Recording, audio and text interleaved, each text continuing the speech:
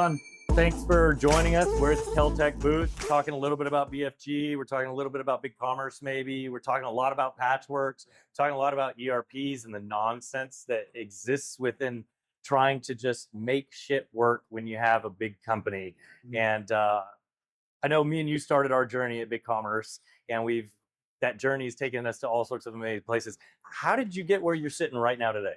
Well, before I start that, All right. hey, thanks for having me on, man. You got it, brother. My pleasure. It's really good to see you again. Likewise. You know, you and I, as you alluded to, we know each other from our BigCommerce day. But for the folks at home, John Rogers, I'm the VP of Partnerships of North America for Patchworks. And so what Patchworks does is we are an integration platform as a service, or an iPaaS, where we focus on what's those integration points between business systems, whether that's ERP, your PIMS, your POS, CRM, CMS. So if it's got an acronym, Yeah, you take care of it. You Okay. got it. Exactly. We connect it up. Okay. And in a more efficient way than custom coding integrations or some of the other iPaasses that are out there today. Very cool. Yeah, no, we worked together for a number of years at BigCommerce. We played a lot there. We've been at SEMA. We've come to SHOT Show. We're back at SHOT Show talking a little bit about the firearm space. There's a lot of intricacies to different spaces when we start talking about digital retail. And so I know BigCommerce is really good for some. We got Shopify is really good for others. Like, just based on your experience, like, who's your favorite retail vertical to work with? Like, who's your jam? If you could do anything and say, I want to work in this vertical, where would you work? You know, I do love my B2B for sure. I love that segment, but I enjoy coming out here to SHOT Show. Sure. And a lot of that's my veteran experience. I was in the Marine Corps many moons ago. Hey, always remember, I don't have to go to your boot camp, but you got to go to mine. Hey, man, when you guys were drowning out at sea, who did they call? You know, I'm just saying. All right, fair enough. Fair enough. No, I think, I like that. I enjoy SHOT Show. I love being here. I love the space and all that stuff. But, you know, my passion is, I like SEMA, man. Yeah, if I could be in any vertical, I kind of want to say I'd be in the vertical of automotive, but at the same time, automotive is just a nightmare. Like, the data in automotive is a nightmare. I'd say secondary to that is definitely the firearms industry. Sure. They're both old, they're antiquated, they have distribution systems. Like, there's no just, I manufacture a thing and I sell it to a person. It's always got to go through these crazy models, right? Distribution models. And so is that something that you guys are really good at Patchworks, is bringing together all those disparate systems, looking at all the inventories, and to explain a little bit how that works? Yeah, so basically, if you have, like, the more complex you get, and that's why I like B2B as well. Yeah. Along with the automotive space, like, anytime you can take old antiquated systems and I've got to figure out how to patch these things together, I love that conversation. Yeah. So, you know, what we do is we come in, if it's a wonky homegrown ERP, which you're going to find a lot of times as these businesses scale, they start really small, and maybe they're not ready to go jump off and, you know, to a NetSuite yet. They're just not there. So we come through being able to build out for scale. Yeah. And as long as there's an open API, we can tie all those systems together, not just to one point of truth, but to each other. Okay. So think of us more, less as like a point-to-point middleware, which we can do, but really we're that digital thread across the tech stack. Sure. Right? We are the infrastructure as you scale your business. So that way, when you are on that wonky ERP and you want to go and get a NetSuite or an SAP or whatnot, it's really easy just to plug and play with your best of breed solutions. Okay. I like how you said wonky and old and, you know, all that. And then separately, you kind of talked about NetSuite as though NetSuite is more modern and just a better, more technologically advanced system. That's how bad the gun industry is. I can't tell you how many NetSuite users we have that don't have an open API, and we have to push everything through FTP. But you guys also are able to, I don't want to say fix that, but you're able to modernize even those interactions. Yeah, via flat files, for sure. Yeah, for sure. So, and I bring up NetSuite just because you're going to see a lot in the SHOT industry. There's a lot of NetSuite users here. A lot of NetSuite users here. A lot of NetSuite users here. Yeah, there's we were talking earlier, you and I, about some of the, I don't want to mention any specific names, but some of the companies here that have like a large parent company that have a bunch of subsidiaries underneath them. And then within those, they're spread across disparate countries. Like it's literally a global ecosystem. And you don't think that. When you think global ecosystem from a sales standpoint, you don't think the gun industry. You think Pepsi, Coca-Cola, Levi's jeans. And then now all of a sudden you're talking about an ammo manufacturer that is based out of South America, selling to Japan, and based from a manufacturing standpoint in America. Like, how does your system help bring all of that together in a way that's easily digestible by a not very technically savvy industry? Yeah, for sure. So I think that one of the use cases for using us is just the ease of use of the platform in and of itself. It's very low code, no code. Yeah. And you can AI generate a lot of the scripts. I was in a lunch and learn with an e-com platform not too long ago with their sales team. And one of the salespeople stopped. He's like, you know what? I don't even think you really need a developer for this. You really just need a really good business analyst. You can get away with that. Wow. It's almost a BI run. Yeah. Dev Absolutely. tool. Absolutely. Okay. And obviously, develop is there for developers if you need it. Sure. So you have the ease of use there. That use case there around like the brands here that all fall underneath one umbrella.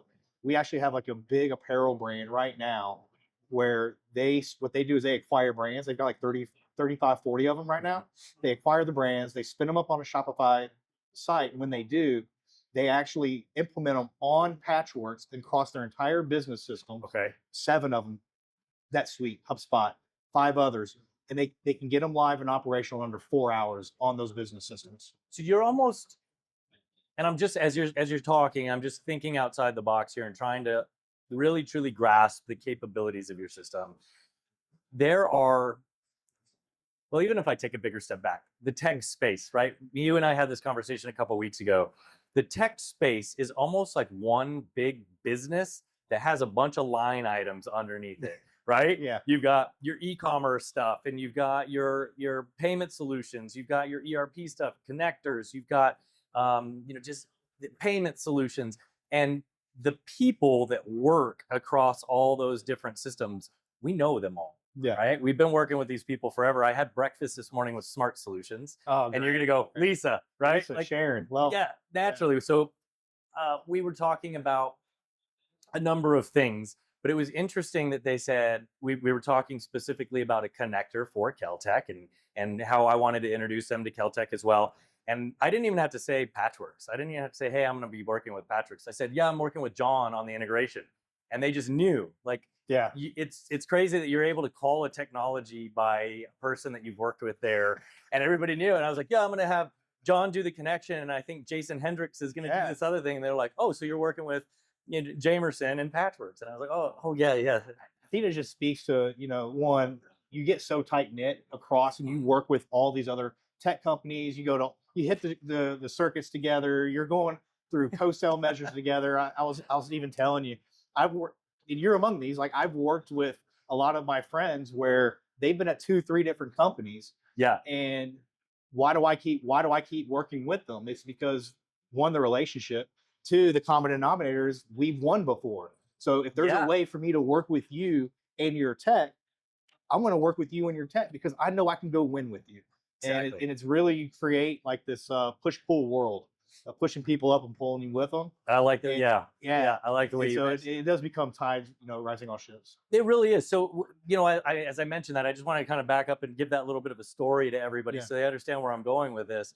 But it seems like there are a lot of disparate systems. If we were to, me and you could probably name 200 different companies in the technology space that any e-commerce site could use. Yeah. And across that, some are good, some are bad, some work really well in this one tight niche, but then suck everywhere else. HubSpot.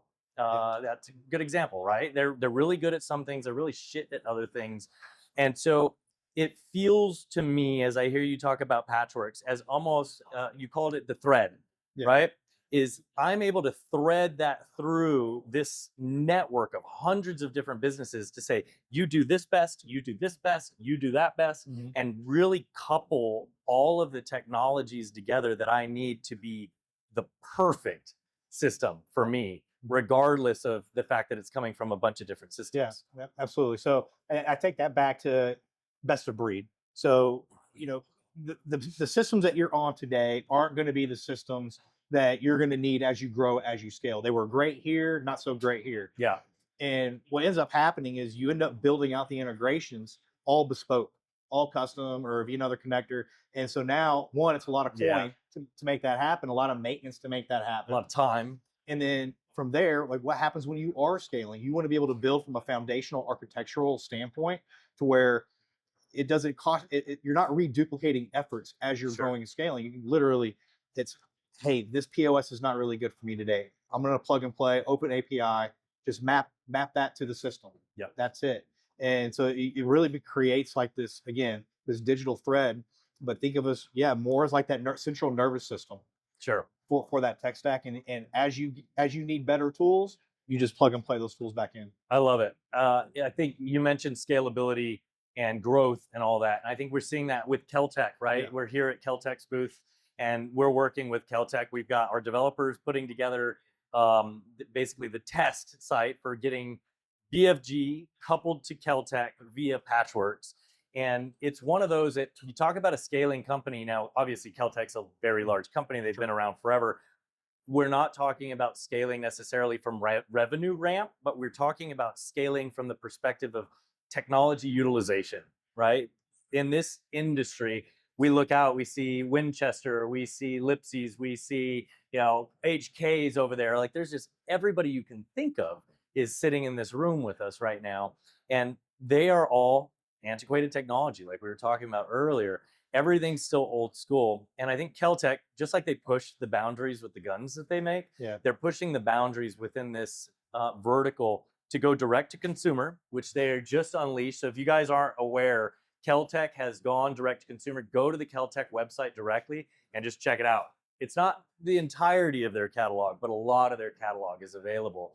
And then the second is using BFG, our company, to go manufacture direct to retailer, which is kind of that half step between going full D2C, which in this industry is, I think we can just say frowned upon. Nobody wants to lose that whole distribution methodology, et cetera. But they're really scaling from the use of technology to make these little dreams happen. I think that's where you guys really come in, is you're taking a large company that's already scaled, and then you're helping them take that next leap to say, okay, now let's look at technology. Do you see that as pretty common amongst the consumers that you're working with? Or really, like, what's the driving factor that you see somebody saying, hey, Patchworks, let's have a conversation? It's not usually revenue, but it is the more complex they get. Okay. Right. As they get bigger, they just need more tools. Like everybody in this room at one point was pushing stuff through a lot of Excel spreadsheets. Probably still today. And I'm talking to you. Come holler at me.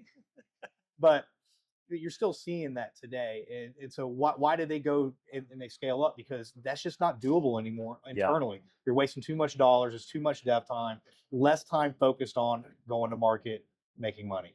Yeah. And so they start to implement all these different tools. And again, it goes back to, you start Frankensteining a lot of pieces. And then when those pieces start to break, one breaks, this one breaks, this one breaks. I just went through this really just a couple of weeks ago. My dishwasher went out. Then my dryer went out. Then my fridge went out. And it was like everything happened at the same time, right? Yeah. And so, and don't you drive a Jeep? And I drive a Jeep. Did that thing goes out too? No, actually that Jeep is really outstanding. It's legit. It's a 2016 with 100,000 miles on it. It hasn't broke once. Okay, so you're the anomaly. Yeah, that's right. It's because your dryer broke and your washer broke. Yeah, everything else went to shit. Everything else, but that stayed pristine. Yeah, it's all good. I think you call it out. Like really, we could go walk around out there and talk to any of the gray-haired guys here and just say something about a VLOOKUP, and they're going to nerd out, and their eyes are going to get big, and they think you want to have a conversation about Excel because that's their jam. But the modern warrior within this group, we really are seeing a change in the guard at these companies that are trying to take that next step and push tech. I think a lot of that's also driven just like that next generation is coming up into the business. They're the young millennials, right? Who grew up on this technology, and this is what they know, and so this is how they want to implement. They're diving more into technology and AI and these things. And so they're really bringing a lot of that digital transformation to the industry today. So one of the things I hear, I know between you and I that this is a bit antiquated already, Yeah. but you hear it a lot in this space because everybody's just a few years behind. I don't want eBridge. I don't want Celigo. Like, where are you guys so critically different from what we would consider a typical connector in the e-commerce space? Yeah, for sure. So I would look at those solutions more as like a black box, less customizable, but just really heavy to operate on, right? There's a lot of tech debt that goes into building it, a lot of tech debt goes into maintaining that. Yeah. Right. We're the most modern iPaaS, I feel, in the market today. We're part of the Mock Alliance. So we're built for composability. Okay. We're built for that ease of use. Again, it goes back. Could a business analyst go build on Celigo? Probably not. Probably not. Yeah. Right. So now you're able to, if you do have that capability, you're a really smart guy there, you can now put your developers on other projects. Yeah. Right. Make them more efficient internally. Another one is if we're able to get to market quicker with our solution than another iPaaS, you can now get projects in and out of your agency a lot quicker, and you can get them back in a lot quicker. So then you get a really flywheel of efficiency internally. Yeah, I've seen, like we mentioned, we worked at BigCommerce for a long time. And as an AE at BigCommerce, one of the things that I always feared, and I mean feared, is nothing's worse than when you're a sales guy and you're talking to a big enterprise client, and at the last second, they go, oh, wait, what about our ERP? Yeah. And then they bring in eBridge or Celigo, and you basically just drop your pen, walk out the door, and call it a loss. Yeah. Because it's over. Working with you guys, I don't want to throw you under the bus here and claim how quickly we built this integration because people will expect it. But we'll just say that a month ago, we were barely having conversations about whether or not we wanted to make this work. And today we actually moved an order from BFG to Keltec via Patchworks. So that ease of integration is just, even for me, somebody that works in the digital space, blew my mind. Right. It's crazy. Yeah, like from experience, man, I can't tell you how many times the integration piece was just a deal decelerator for us. God. And so in that, It's just like hitting quicksand. Yeah, all day. And even when I was, at BigCommerce, if I would have known about Patchworks a year ago, there's a handful of deals I know I would have brought them into that had stalled where we could have gotten them closed 2-3 months earlier. Yep. So in a world of a deal decelerator, we're a deal accelerator. Yeah, I like that because you don't even think of it. On my side, I don't really think of that. I think of it just now it's not a speed bump. But you're right. I think Keltec is a perfect example. It was 6 weeks ago when Parker, I can mention Parker's name. Parker hit me up and said, "Man, we really want to integrate NetSuite before we go. Like, SHOT Show is going to be this huge deal." And I have to admit, I got off the phone call with him, said, "Yeah, sure. Oh, of course, no problem." Right? Hung up the phone, and I went in the backyard and just drank a glass of bourbon around the fire and went, "Shit, we might be dead in the water here." Yeah. And so I had to make a couple of calls internally. I got on the phone with you and just said, "What can we do? Do you think this is even possible?" And of course, you're talking to somebody who's trying to sell a product and you were like, "Hell yeah, it's possible." I was like, "I trust John, but do I trust?" You absolutely should trust John. For one thing, that's what I loved about this company is you really are a value add. Yeah. And, I just feel that whenever you are putting your name on something, if you could say yes to it, it better be yes. Yeah. Right. I'm all about expectations too, for sure. Always have been. Yeah. So yeah. Yeah. Sure. I think that's a key component too. When I was at BigCommerce, I believed in the system. Obviously, here at BFG, we believe in everything that we're doing, and that's a huge point. But you have to build that network of individuals within the space that you trust equally to be able to put your name on it. And with you, I trust you enough that that's exactly what I did. Right? Yeah. I went upstream and I just said, "This is what we're going to do. I trust this guy." And that's just hugely beneficial in the space. I appreciate that, Ryan. Yeah, it's the same with Lisa and Jason Hendricks. So one of the things I think that's really key about this industry specifically, John, is and I guess automotive too, we talked about that, is that whole distribution model, right? You've got so many layers you got manufacturing, it goes to distribution then sends it out, it goes into the retail outlet, that's it. Like, there's just so many layers there. And I think it makes it really complex from a business analysis perspective for somebody like Keltec to just understand where my shit going. Right. So how does it how do those complexities lend to the need for an ERP and therefore an integration with Patchworks? But you do, I mean, from an ERP standpoint, you have to have that inventory control, especially. And so a good example is when you have all these different brands, Sure. right? And we're not going to name names, but you have like one umbrella brand, and they've got 4 or 5 different companies where they're feeding out of the, a lot of times different ERPs, different business systems. But at some point, they've got to talk to each other Yeah. as they roll up. Yeah. Some boss wants to know it all. Yeah, some boss wants to know it all, and so you need that integration layer that marries all those pieces together while also keeping them separate to their own individual entities. Okay. That's something that people would utilize Patchworks for. Yeah, I got that. One of the systems, I mean, there's a few here, but Beretta is one of those key systems where there's just, 35 companies across the globe. And, I don't know what systems they're using or any of that kind of stuff, but I just know that is it's Coca-Cola is Coca-Cola, Yep. right? Wherever you are. But when you start having all these different brands, like literal brands across an umbrella group, it just, I can imagine, becomes incredibly difficult. Yeah, it becomes a spider web. Yeah. Right. And that's actually, we excel the more complex it gets in that manner. Yeah. I can't even imagine as I'm sitting here and we're talking a little bit about it, being somebody like that, because you've got brand A, B, C, and D, and each one is using all their own tech stack. It's not just a different ERP. It's probably a different ERP, a different payment system, different buy now, pay later, different. Especially if they acquired them. Yes. Right. That's a good point, because if they acquired them, shit. you are now Frankensteining the Frankenstein, right? Yeah. And now it's like, what do I have? And that goes back to the case I said earlier. Like, this company buys these apparel brands underneath their umbrella, spins them up on Shopify, has their 7 business systems blueprinted, which blueprint is basically when you build out an integration, you can take a snapshot of that, blueprint it. Okay, so that's internal language. That's internal language to us. It's called a blueprint. Okay. Blueprint, and now you can implement that on repeatable basis. So theirs is a 7 system blueprint. Okay. And so when they go and they buy this new brand, they build it on Shopify. When they're ready, when that's completed, they plug it into the blueprint, gets them uploaded and live, connected to the business systems running in under 4 hours. So you really just have to change the coding on those little nuanced pieces of difference. Yeah, you're just changing some endpoints for sure. Okay. Right, because they already have what they want set up. They know how they want everybody to operate. They know what flows that needs to happen, and they just plug and play on there. Got it. Okay. So one of the key things that you guys do is allow all of those different systems across this multi-layered cake of the firearms industry to communicate with each other.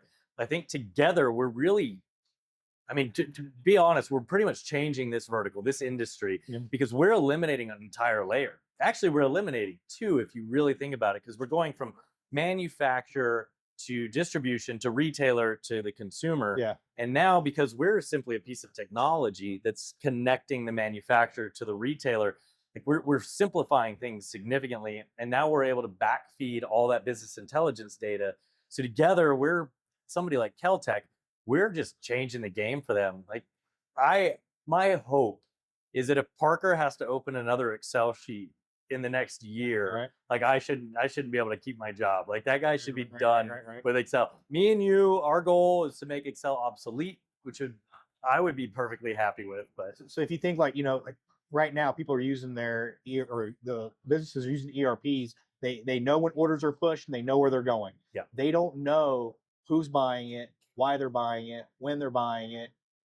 That's where you come in as that business intelligence piece, to be able to take all that data that the ERP is not capturing, because it lives all outside the ERP. Yeah. Right. You're taking all that data and feeding that back into the business so they can make smarter, better business decisions, directing their sales team here, directing product over here, shifting it there. Precisely. Right? Like they are able to now move in a very nimble fashion as the business dictates. Mm-hmm. That's what makes you a very powerful tool, I feel. Yeah, I agree. I think that's the key thing we've done today is through Patchworks, we've actually run orders directly from the retailers in this room that we're sitting in right now through the ERP to Keltec. Yeah. And Keltec is already able to look at that information. And I think people might not understand how antiquated these ecosystems are. Historically, those orders, all those guns that were bought today, would have gone to distribution. Yeah. And Keltec, the moment that pallet leaves their facility, their business intelligence is gone. Where did it go? Who did it go to? What region? They know where the pallet dropped off. Yeah. That's but it. Where did they sell? We don't even know. And now we're able to tell them, look, across all the stuff that we've sold today, it went to these regions at this volume, these specific firearms, and they're able to go in immediately and say, wow, this gun for whatever reason is really hot in this region. Change our Instagram messaging and do some really dedicated. And that's going to impact that's going to make the retailer money too. Yeah. Like they're going to be able to go and pour gas on their Light market, that fire. which then now you're able to go and pour gas on certain markets and segments. Yeah, and we can do that too. I mean, one of the things that we do that's really creative is we're actually able to push down like banners and sales and drops and all that kind of stuff. Actually, there's a cool drop. I don't know if I still have it in here. It looks like they took it, but they're launching a new gun on Keltec. It's called the Rancher, and it's, I don't know if you want to call it a drop necessarily or like a Kickstarter, but we're calling it pre-orders because we're not very creative. At least I'm not very creative, and I will probably Pre-orders work work better. But basically, Parker and I were sitting on the phone the other day, and he pulls out this gun. He's like, "Hey man, I got this really cool gun. It's fully legal length KS7, so the John Wick gun, but in a 26-inch barrel, so you can hunt with it." And so they take it out hunting. I'm like, where, like, do you sell that? He's like, no, this is the only one. What they shoot with it? Mostly, if you talk to them, hog. Okay, okay. But you know, it's one of those things. It's like we don't do anything with it. We're not selling it. And I told him, well, why don't we pre-order it? Why don't we do a drop? Yeah. Throw it on the website, push it down to all the retailers that we're integrated with, and if it sells, then you make it. And so it's actually available on the site right now. Awesome. Which is pretty cool. So Very cool. you'll see orders running through Patchworks Right. to them. So you know, that was one of the cool things that we were able to just make happen through BFG. And that's not necessarily a Patchworks thing, but it's neat. So very cool. It's fun to talk about. But so again, we've been in this space for a while. We've been in e-commerce for a while. Is there anything that you've seen at the show? I know you just got here, but has there anything you've seen yet? You've got a military background, or you're interested in seeing while you're here for a couple days? Yeah, I did just walk in, so like everything's caught my eye. So I should feel good, like I'm your first You're order my of first business. one, but I tell you, one of my next stops is for whatever reason, I'm really in the market for a nice lever action 4570. That's what I want for. I wish I had mine with me. I have a Smith & Wesson 4570 suppressed with a 1-6 SIG on it. You gotta have a suppressor. I'll send you some pictures. Way to upsell, Ryan. There you go. And the suppressors are available on BFG. I'll get you some. No shit. Yeah. John, thanks so much, man. I appreciate you coming out. You know, if anybody needs anything in the ERP space, John's your man. We've been working together for so many years. It's a really trusted person in the space that knows what he's talking about. And yeah, hit us up. Love to see you some more. Thanks, everybody. Appreciate you, Ryan. Cool. You got it, John. Thanks, everybody.